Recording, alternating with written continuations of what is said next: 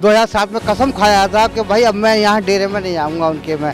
संत राम रहीम तो मेरा मन विश्वास टूट गया तो मैं हट गया। पहले मैं सरसा डेरा में भी 2000 में गया था और उसके बाद 4-5 साल पहले ब्यास डेरा में भी गया था, लेकिन मैं उन जो संत रामपाल के भगत थे उनकी शक्ल से ही ऐसे लग गया कि वास्तव में धरती पर अगर भगत हैं तो यही हैं। सतपुरुष अकाल मूर्त शबद सबरूप पीराम, ये सभी काल के नाम बताते हैं जी। इनको गुरु मानकर इनके पीछे लगे हुए, इनको कह का पता नहीं आध्यात्मिक मार्ग का। वो कहते हैं कि सब कुछ खाओ, परमात्मा दया कर देंगे, सब हो जाएगा। ये भगवान अगर तुम धरती पे आए तो हमें उठा ले, बस हम इससे ऊपर हमें नहीं सह सकते, इतने दुखी हो गए थे, पर वहाँ से हमें कोई लाभ नहीं हुआ है। गरीब उन्होंने एक धंधा बना रखा है अपना, भक्ति नहीं करते, एक बिजनेस बना रखी है, फोटो बेचते हैं, बिस्कुट बेचते हैं और आपका वहाँ भेजना, वहाँ भक्तों से मंगाते हैं, सब्जी बिकवाते हैं और फसल बिकवाते हैं, तो धंधा है, वो व्यापारी है, संत थोड़ी है कोई। वो दास तो सच्चाई कहेगा और समाज को ये स्वीकार करनी पड़ेगी। 10 दिन पीछे देख लियो, फिर पछताओगे जितना लेट हो जाओगे। और इन संतों को भी चाहिए ये विचार करें इस बात को, मान बड़ाई में नहीं अपना जीवन बर्बाद करना चाहिए। एक ही सच्चा सौदा धन धन सतगुरु वाला है। अब इनके फीत लाने से मोक्ष नहीं होगा। इसका नाम है श्री गुरमीत सिंह और इसने क्यों बना लिया श्री गुरु गुरमीत सिंह राम रहीम इंसान। हरी बदला गिरा है, पूछड़ दान कितनी कोरला होगा। अरे भले आदमी नो कहे अब सब इंसान लिखो, एक जाम पिलाने लग गया, जामा तो पीछा छुटवाना यूँ स्टार्ट कर दिया इसने। और कहते इंसान लिखो अपने पीछे, तुम इंसान बन गए, हो गया बेड़ा पार। हमने तो देवता बनाने हैं, ये इंसान तो भगवान ने बनाए रखे हैं। इनकी अकल भी काम ना करती। ये भोले वाले श्रद्धालु डिवोटी तो बिलीवर होते हैं, ब्लाइंड फेथ करते हैं। इनको गुरु मानकर इनके पीछे लगे हुए, इनको कह का पता नहीं आध्यात्मिक मार्ग का। मैं 1993 में डेरा सच्चा सौदा वाले राम रहीम गुरमीत सिंह है जी, वलनामा से नाम लिया जी मैंने अप्रैल में।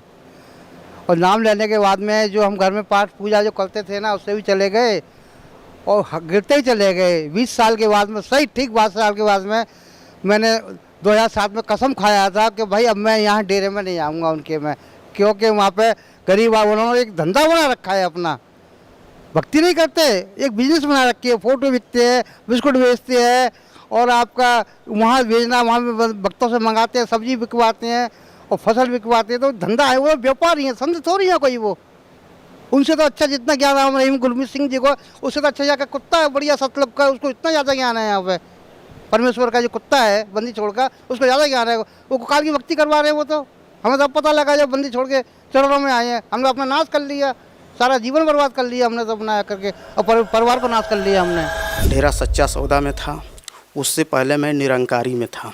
हमारे पिता माँ जो हैं घर में रहते हैं, तो मेरे को संतुष्टि उनकी भक्ति से नहीं हुई, इस करके वो कहते हैं कि सब कुछ खाओ, परमात्मा दया कर देंगे, सब हो जाएगा।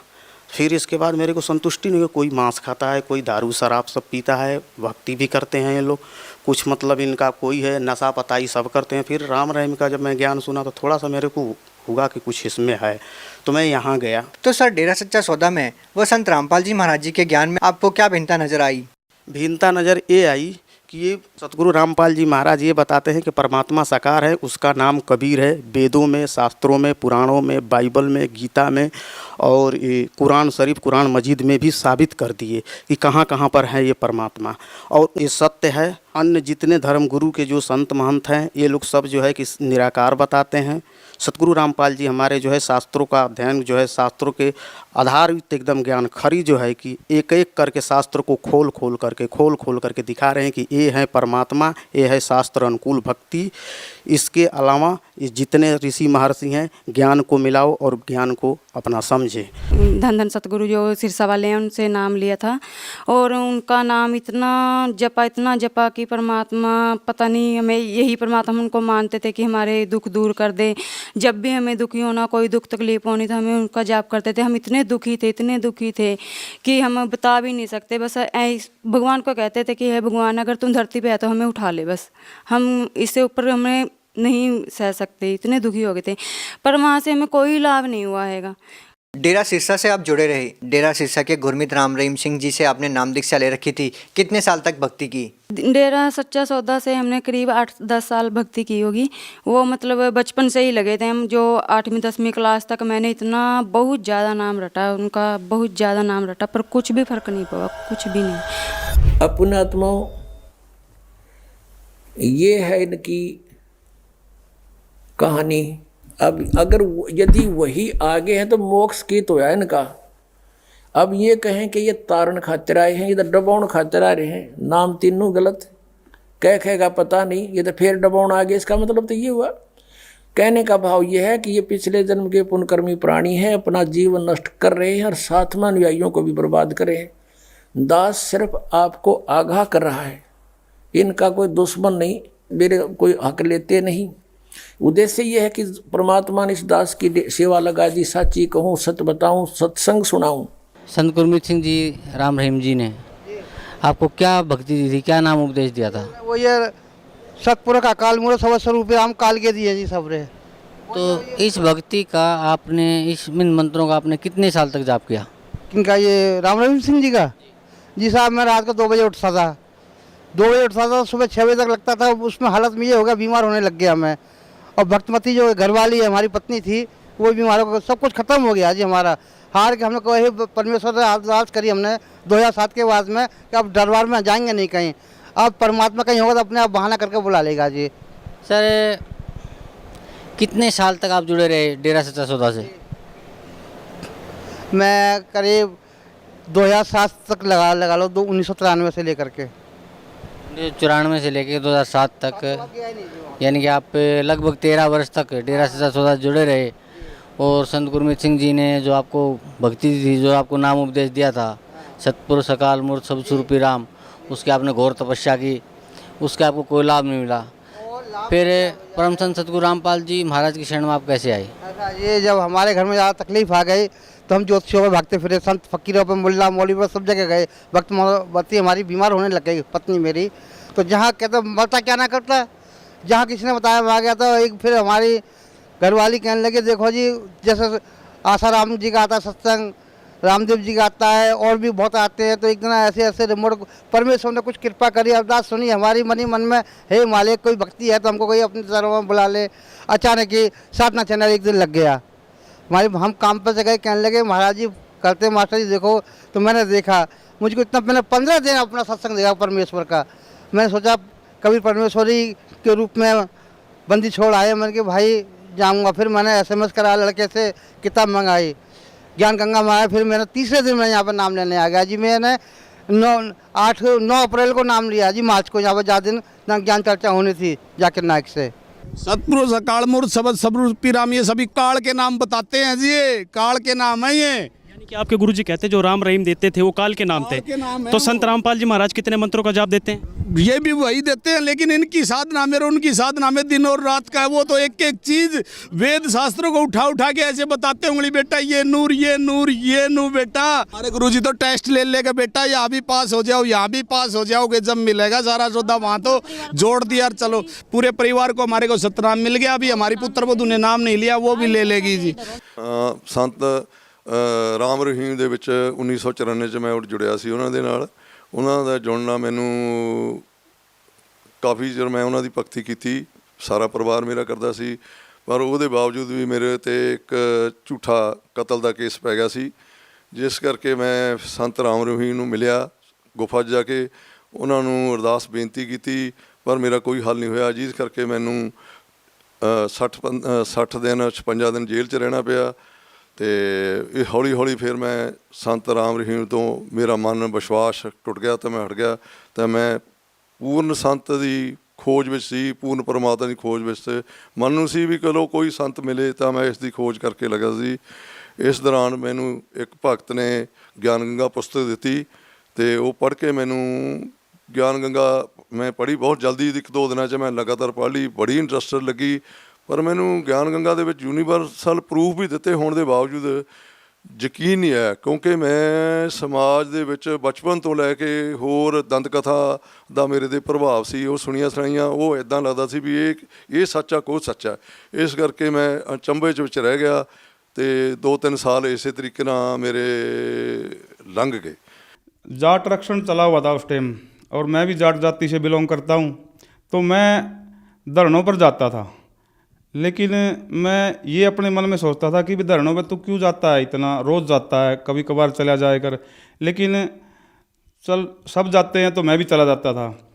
उसी दौरान संत रामपाल जी महाराज के भगत आए वहाँ, और ऐसे संत रामपाल जी महाराज के 2 भगत हैं, ऐसे लाइनों में चल रहे थे और बहुत लंबी कतार थी। और उससे पहले दिन वो बोल के गए थे भाई कल देखो आप ज़्यादा आएंगे कि या संत रामपाल जी महाराज के भगत ज़्यादा आएंगे। तो मैंने देखा ये तो बहुत लंबी कतार है, बहुत लंबी ऐसे चल रहे हैं संत रामपाल जी महाराज के भगत। और मैं उनको देखता रहा, और वो नारे लगा रहे थे कि तत्वदर्शी संत रामपाल जी महाराज की जय हो, बंदी छोड़ की जय हो। तो ऐसे हम भी अपने नारे लगा रहे थे, जो अपने जातिगत नारे होते हैं। इसी दौरान मैंने उनसे पूछ लिया कि भाई आप कहाँ से हो? तो उन्होंने बोलिया कि लुधियाना, मोगा, बठिंडा। और मेरे एकदम मुंह से यही निकला कि भाई जाटों के यहाँ भक्ति, तो जाटों को तो कोई इस भक्ति के बारे में इतना ज्ञान नहीं है, और ये जाट इतने कहाँ से इकट्ठे कर रहे हैं इतने भक्त। उससे पहले मैं सरसा डेरा में भी 2000 में गया था, और उसके बाद 4-5 साल पहले ब्यास डेरा में भी गया था। लेकिन मैं उन जो संत रामपाल के भगत थे उनकी शक्ल से ही ऐसे लग गया कि वास्तव में धरती पर अगर भगत हैं तो यही हैं। उनकी जो वेशभूषा और जो उनकी देखने का जो ऐसा मुझे ऐसा लगा कि भाई यही भगत हैं धरती पर, और कोई भगत नहीं है। और वो नारे लगा रहे थे कि तत्वदर्शी संत रामपाल जी महाराज की जय हो। तो उसी दौरान में उसकी ऐसे चलती हुई संगत को देखकर भावुक हो गया, और मेरे नारे लगाने लगा कि आपने हमें समर्थन दिया, और मैंने गुरु अपना लिया संत रामपाल जी महाराज को, कि मैंने गुरु अपना लिया संत रामपाल जी महाराज को। लेकिन मैंने उससे पहले कभी संत रामपाल जी महाराज के किसी शिष्य को देखा तक नहीं था, न मैंने उसकी विचारधारा से कोई प्रभावित था, न मैंने कभी टीवी पे भी नहीं देखा था संत रामपाल जी महाराज को। मैं किसी संत रामपाल जी महाराज के बारे में नहीं जानता था। सिर्फ बरवाड़ा कांड के दौरान, जब ये बरवाड़ा कांड हुआ, उस समय सिर्फ मैंने भी अपने मुख से ये कहा था भाई इस इंसान ने जो ये मतलब झगड़ा चल रहा था उसमें इसको पेश हो जाना चाहिए था, मेरी विचारधारा यही थी। लेकिन बाद में जब पता चला कि ये तो लंबा और ही झगड़ा है कोई, तो मैं ये कह के कि मैं गुरु बना लिया संत रामपाल जी महाराज को, और घर आ गया। तो मैं अपने घर आकर सोचने लगा कि भाई तू गुरु बना लिया, ना उसका ज्ञान का पता और ना तेरे को ये पता कि वो कहाँ है, वो तो जेल में है, तो गुरु कैसे बनाएगा उसको। उसी दौरान मैं खेत में बैठा हुआ था, और एक मेरे पड़ोस में है, मेरा चाचा लगता है, उसने आकर मेरे को 2 पुस्तकें दी, एक बरवाड़ा कांड और एक गीता तेरा ज्ञान अमृत। मैंने उन दोनों पुस्तकों को ऐसे अपने छाती से लगा लिया कि शायद ये तो बहुत अनमोल खजाना होगा। और उसको मैंने वहाँ खेत में भी नहीं रखा, जबकि खेत में मेरे रखने के लिए काफ़ी जगह है। मैं उसको घर ले आया, पुस्तक पढ़ता था मैं। लेकिन उसी समय एक मेरा दोस्त था, वो बोलिया भाई तेरे घर में समस्या चली हुई है, और तने ये तो देख लिए सारे जो सियाने वगैरह तो देख लिए, तू नाम ले ले। तो मैं बोलिया भाई नाम किसका लेवा? तो उसने कहा कि भाई सरसेवाड़ा का ले ले। उस टाइम सरसेवाड़ा भी बाहर था। मैं बोलिया भाई मैं तो वहाँ तो गया हूँ, लेकिन मेरे को वहाँ कुछ सिस्टम सही नहीं लगा, और मैं सरसेवाड़ा का नाम नहीं लूँगा। तो फिर बोलिया भाई ब्यास वाले का ले लिया। मैंने कहा उससे भाई ब्यास वाले की मैं पुस्तक पढ़ी है, और ब्यास भी मैं 3-4 रह के आया हूँ 3-4 दिन, लेकिन मेरे को वहाँ भी कुछ समझ में नहीं आया कि जो मेरे को उचित लगे। मैं संत रामपाल की पुस्तक पढ़ रहा हूँ, और मैं तो भाई संत रामपाल का नाम लूँगा, मेरे को तो यही अच्छा लगता है। उन्होंने कहा वो तो जेल में है। भाई जेल में हो या बाहर हो, लेकिन ज्ञान संत रामपाल के पास है। तो ऐसा करते करते कई दिन बीत गए, मैं उसके पास जाता और यही चर्चा चलती हमारी, भाई नाम किससे ले। वो मेरा दोस्त ऐसा था कि मैं ज़्यादातर बातें उसकी मानता था, लेकिन इस बात पे मैं उससे समझौता नहीं करना चाहता था, क्योंकि एक साइड में ज्ञान था और एक साइड में वो दोनों संत बाहर थे और संत रामपाल जी जेल में थे। तो मैंने जेल की परवाह न करते हुए मैंने ज्ञान को चुना, और मैं अपने दोस्त से छुपकर और कुरुक्षेत्र नामदान लेने के लिए चला गया। जब मैंने वहाँ से नाम लिया तो मैं घर आ गया और घर आकर मैं भक्ति करने लग गया। मैं अगले दिन ही संत रामपाल जी महाराज से मैं अपनी लड़की को भी नाम दिलवा के ले आया। हमें पता चला है कि परमात्मा संत रामपाल जी महाराज कितनी मेहनत से हमें बच्चों को हमारे लिए एक एक लफ्ज समझा रहे हैं खोल के। हम पढ़े लिखे हैं किस लिए हैं कि हमें अपने शास्त्रों को समझें, हम असली हिंदू मुसलमान बने। और हम असली हिंदू मुसलमान तो बने बैठे हैं, लेकिन हम अपने शास्त्रों का बिल्कुल भी ज्ञान नहीं है, हमें पता ही नहीं है। और जो हमें बताया गया हमें तो वही पता है जो हमारे गुरु नकली थे, मतलब नकली ही थे वो तो जो ज्ञान ही सही नहीं था। अब हम पढ़े लिखे हैं तो हम उनका अर्थ अपने आप जान लेते हैं भी क्या बता रहे हैं। जब हमने देखा कि संत तो ये बैठे हैं, परमात्मा भी यही है। अब जब जिसने हमारे शास्त्रों के अनुसार भक्ति देती, तो हमारे शास्त्रों में बताया गया है भी जो शास्त्रों के अनुसार भक्ति देगा वही परमात्मा होगा, वही संत होगा, वही हमारा दूत होगा, जो कि हर एक प्राणी को सुख शांति दे सकता है और मोक्ष दे सकता है।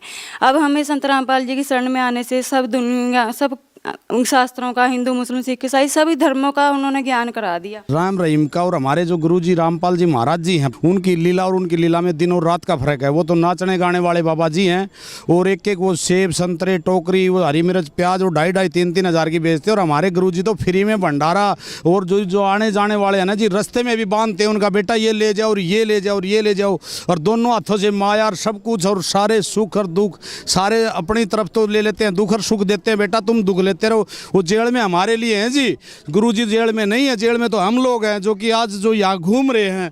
और राम रहीम तो अपना मौज ले रहा था जी, गाने गाओ था, नाचा था, लुगाइया गल्ला, कदे किसी हीरोइन ने लिया था, कदे किसी हीरोइन। हमारे गुरुजी तो साजबाज से भी दूर हैं। सर राम रहीम जी के पास आपने कई साल बिताए हैं, तो सर उनकी शरण में जब थे तब आपको क्या लाभ मिले? कोई लाभ नहीं मिला जी। मेरा 24 साल का बेटा था जी, और उसको ऐसे भूत प्रेत की आत्माएं होगी जी। हमारे गांव में कोट गांव पड़ता है जी हमारे साथ में, वहाँ छड़े में 28 दिन में पाया था जी। 13 सेक्टर चौक की में रिपोर्ट दे रखी है, SP का रिपोर्ट दे रखी है, भिवानी जाके पूछ सकते हो आप। साइबर से पकड़ा गया वो मेरा बेटा। फिर वो हमारे को एक माई मिली, वो स्वयं ने भेजी जी, मालिक ने भेजी, रामपाल जी महाराज जी ने। दोसा की वो दोसा कहाँ, भिवानी कहाँ है, चौकी में क्या लेने आई वो स्पेशल हमारे लिए आई। और उन्होंने कहा बेटा तुमने, तुम्हारा बेटा जीवाना है ना, तो रामपाल महाराज जी के ले जाओ। तुम हंसने लगे। मैंने कहा हम तो राम रहीम से नामधारियाँ 26 साल से, और आप तो ऐसे ही करें, नाम एक है। लेकिन हमें जब बाद में पता चला कि नाम में दिन और रात का अंतर है। हे परमात्मा, आप कहाँ छुपे हुए थे, हम कहाँ ढूंढ रहे हैं, आपको क्या बताऊँ मैं। ए महाराज जी हमें बख्श दो, आप हमें माफ कर दो। सही में हम बहुत निकम्मी आत्मा है। मेरा बेटा रस्सों से बांध कर ले जाना पड़ता था, और मेरा बेटा जिस दिन गया घर से 94 किलो वजन था। आप किसी पड़ोसी से पूछ सकते हो। राजेश चोटीवाला मेरा नाम था, राजेश दास नाम है। भिवानी में हर आदमी जानता है राजेश चोटीवाले को। मैंने सन 2009 में विधायक का इलेक्शन भी लड़ा कलानौर से, समस्त भारतीय पार्टी। मेरे को आम आदमी जानता है, कोई ऐसा आदमी नहीं जो मेरे हल्के में नहीं जानता हो। उसके बाद में मेरा बेटा बिल्कुल ठीक हो गया, बिल्कुल ओके। आज मालिक की दास से आया हुआ है, यहीं घूम रहा। उसके बाद से 3 साल से केस चला हुआ था मेरे बेटे का अपनी मिसिज के साथ। उनका कोई झगड़ा नहीं था, मेरा और मेरी समधन की थोड़ी तू मैं हो गई थी।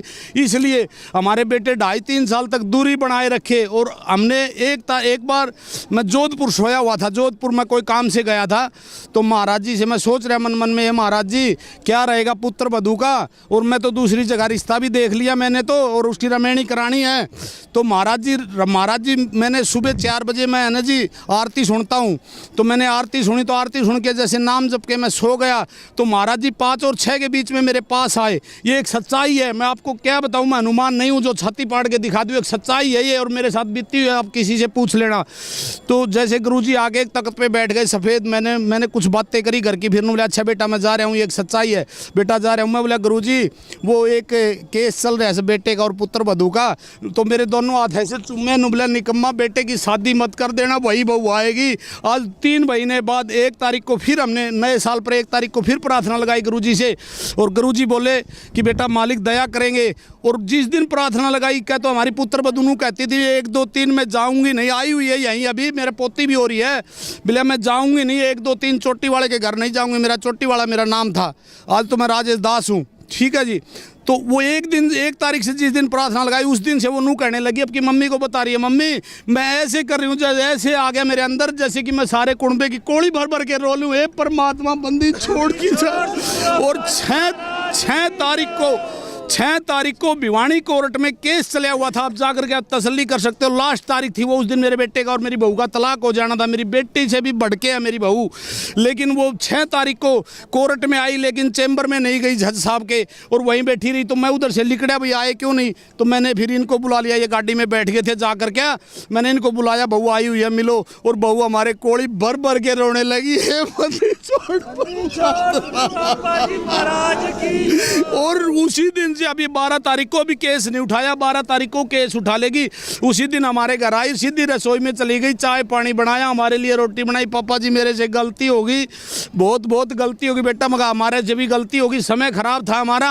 अगर हम पहले गुरु जी के शरण में होते, रामपाल महाराज जी के, तो ये दिन नहीं आते हमारे पास, ये दिन नहीं आते। हम गलत साधनाएं कर रहे थे।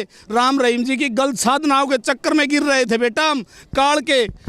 सर, आप पंजाब सरकार में बिजली विभाग में एसडीओ के पद पर रहे हैं। आप अपने आप में एजुकेटेड पर्सन हैं, समझदार हैं। आपसे एक बात जानना चाहेंगे कि क्या कोई संत जेल में बैठे बैठे जिनके ऊपर खुद के ऊपर आरोप लगे हों, वो क्या अपने अनुयायियों को केवल भक्ति के द्वारा या मंत्रों के द्वारा उनको राहत दे सकते हैं? आप मानते हैं ऐसा?